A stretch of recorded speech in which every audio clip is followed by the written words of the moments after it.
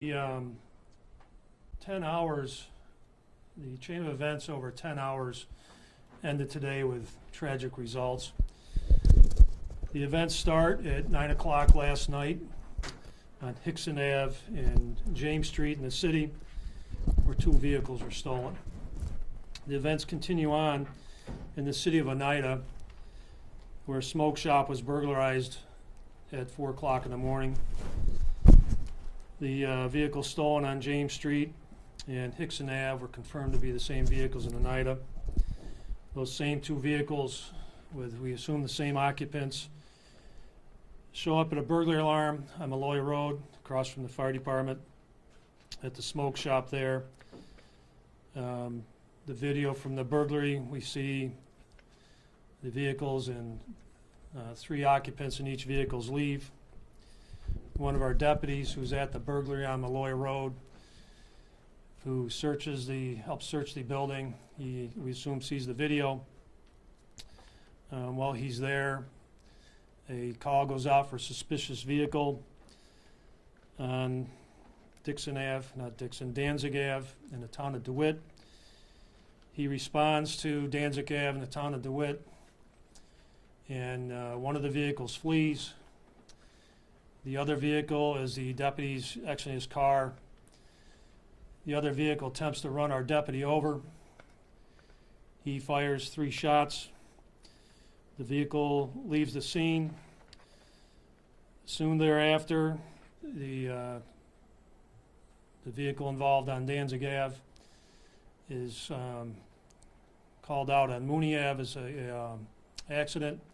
One of our sergeants responds to Mooney Ave. While on Mooney Ave, our sergeant finds one of the occupants of the vehicle deceased.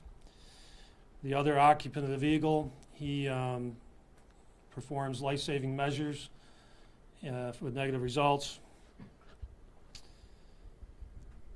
The 3rd occupant of that vehicle we have not located yet. The occupants of the other vehicle from the burglaries, we have not located them or the vehicle yet. This is obviously an ongoing investigation. We have been in contact with the District Attorney's Office and the Attorney General's Office to work this investigation. I've also been in contact with the Oneida County Police Chief. If there's any questions, I'd be happy to take those now. Were they juveniles in the cars? So the suspects in the vehicles are teenagers. What ages? We haven't confirmed their identities yet. But teenager can range from 13 to 19. Do you have a scale for us? Do you have a scale for us? Closer to 13, closer to 19? They'd be closer to in between. They'd be in between that. Did any of the occupants in the cars have any weapons? So the vehicle that the deputy shot at, where the deceased people were at, that's in the lab to be processed. We have not gone through the vehicle until the lab processes that. And were they Kias or Hyundais? The vehicle was a Hyundai. How many officers were on scene when the car was driving towards those deputies? It was a single deputy. Single deputy. Has that deputy ever been involved in any other shooting? Or He is not. And is he on paid administrative leave at this point? He is on paid administrative leave. Our policy calls for 72 hours of administrative leave. Is there body cam footage of this incident? There's not. There is video cam footage from a person who lives at the end of Danzig Road, which is very clear. He's the person who called in the suspicious vehicles. Why no body cam footage? If you watch the video from the person on Danzig Road, you'll realize that things happened very quickly and hectically.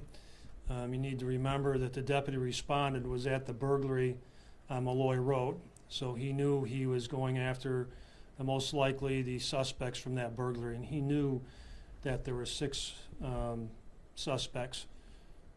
Did he have a body cam and didn't have it on, or was there no body cam at all? He most likely didn't have time to put that body camera on. You'd have to put yourself in his shoes and watch that video before you question whether or not he had his body camera on. So what was the officer's imminent danger?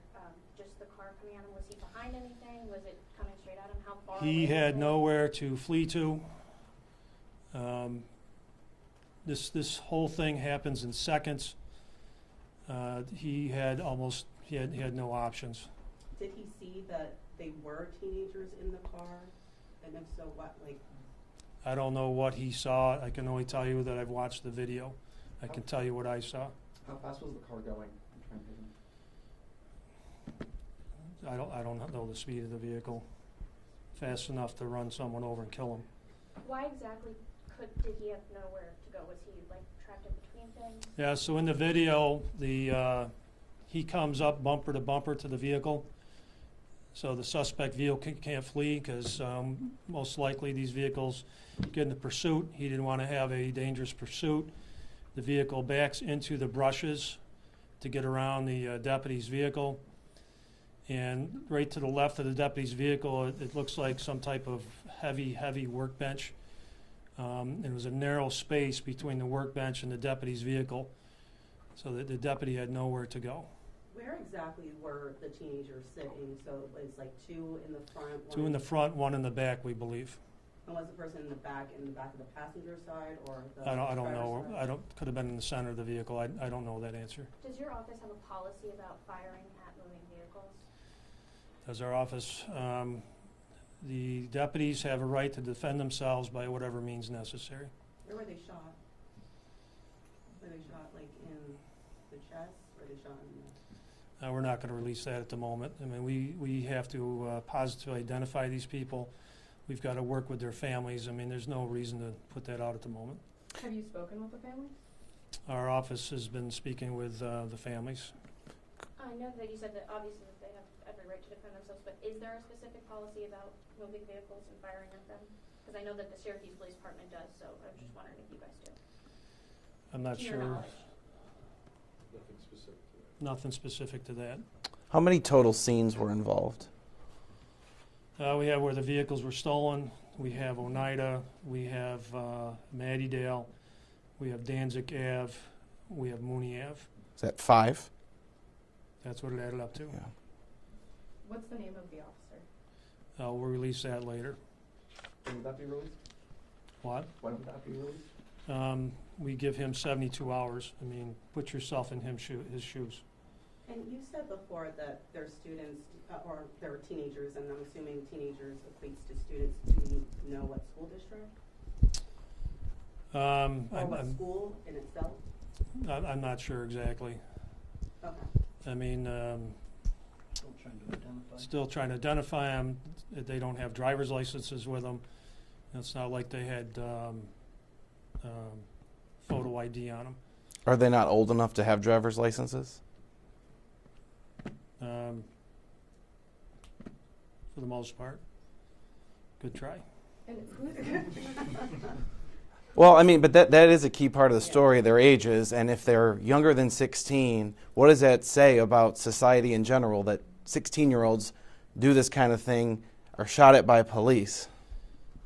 You know, a week ago, we stood here talking about teenagers stealing guns from gun shops.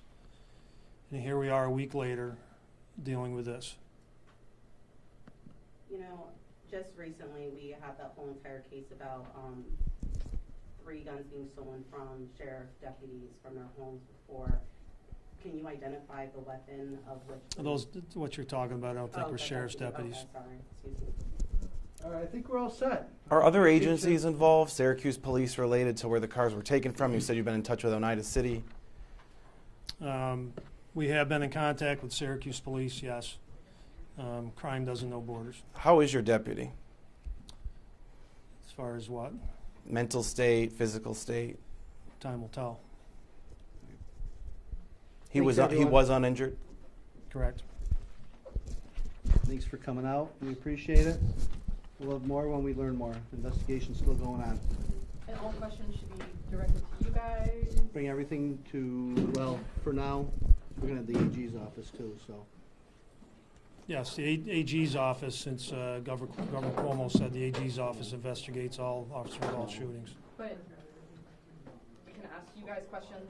Yes. Okay. Yeah, absolutely. Are you guys working on the burglary? Are you still investigating that aspect, that criminal aspect from prior to this? Yes, we have everything but Oneida. Well, the stolen cars, I'm assuming the city has, but Do you need help from the public finding all these other suspects? once we get information on that second vehicle, we would like that second vehicle and the occupants. Sorry, can you also just say again, like, what, how many locations in which you guys were investigating at that point? Andrew counted 5. Five. So Malloy Road. Well, it starts in the city with the stolen vehicles. James and Hickson, where the 2 vehicles are stolen. Then we know for a fact they went to the city of Oneida to a smoke shop. Then we know for a fact that they went to the smoke shop across from the fire department in Mattydale on Malloy Road. Then we know that they went to Danzig.